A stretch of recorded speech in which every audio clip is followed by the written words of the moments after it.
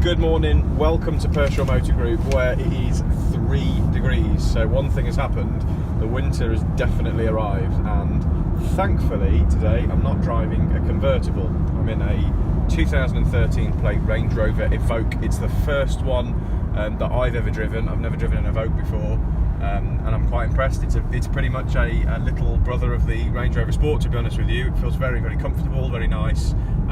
This one's going to be perfect for those really long winter months.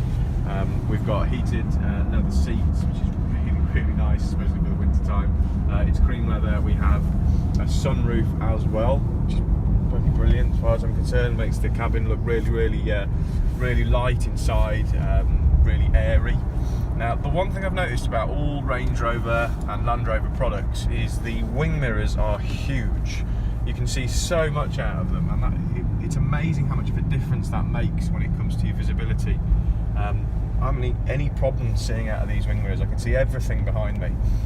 The other nice thing about it is it's quite simplistic inside. The dashboard's not too cluttered. Everything's pretty much down here as it is on the Range Rover Sport and on the Jaguars, to be honest with you, because they obviously share the same platform. You'll notice that we've got the same centre scroll wheel here as you would have in the Jag. That works in exactly the same way. Behind that, we've got a little bit of taste of Range Rover as well, with all of our terrain options.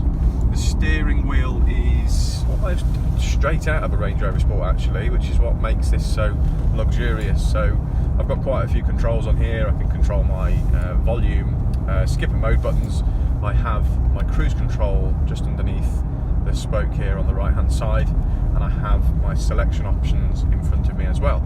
So this car is showing just over 44,000 miles, which for a 13 plate is extremely low mileage.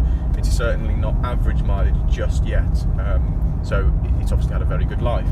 It's actually a very nice colour as well, sort of like a dark navy blue. You don't see many of them in this colour. You definitely see a lot of them in white, but certainly not in this colour. Now, we've got quite a large screen in front of us, which forms part of the infotainment system. Now, if you know anything about Jaguar, it works in the same way as the Jaguar does, which is actually very easy to use.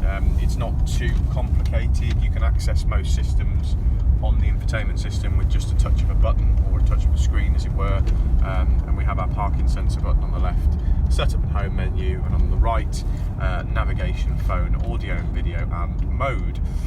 So what's it like to drive? Well, it's a 4x4, which again is perfect for this time of year. It feels certainly like a 4x4. I feel like I'm very planted. The steering's nice and direct. It's actually not bad either when it comes to its power and performance. It's a 2.2 litre diesel engine. That's straight out of the Jaguar XF. That's in a couple of the Jaguar XFs that we've got at the moment, actually, and we've got an XE at the moment as well that you need to have a look at, because that's brilliant.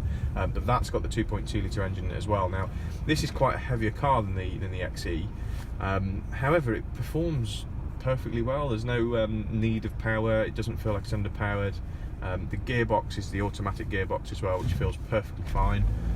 It pulls away nice and easily. It's not overly noisy. It's quite quiet, and actually for a nice raised up ride height 4x4, this gives you luxury, utility, and it'll also give you a little bit of style as well, because the amount of people I get asking me for Range Rover Evokes, if I could count them, I'd have to have like 5 sets of hands. So I would suggest that this car's not going to stick around long with us.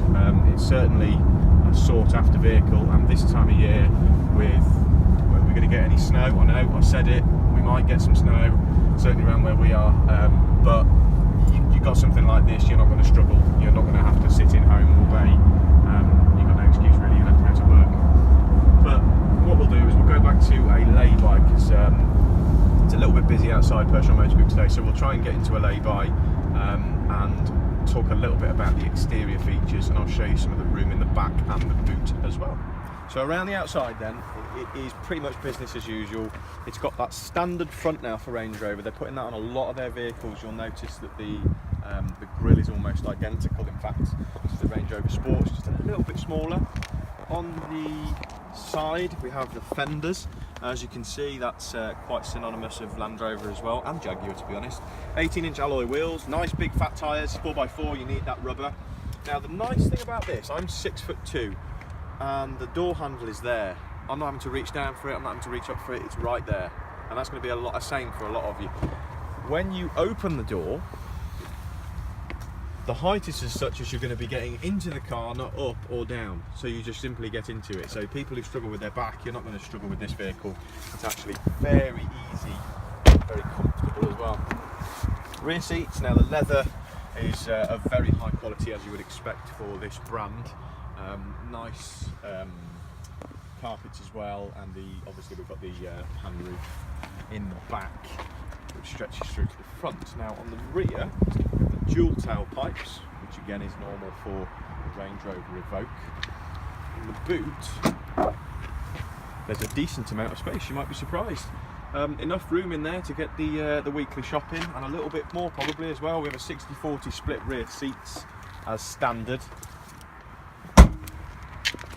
Going to the driver's point of view, again, no problem getting into there, you just simply get into it rather than up or down.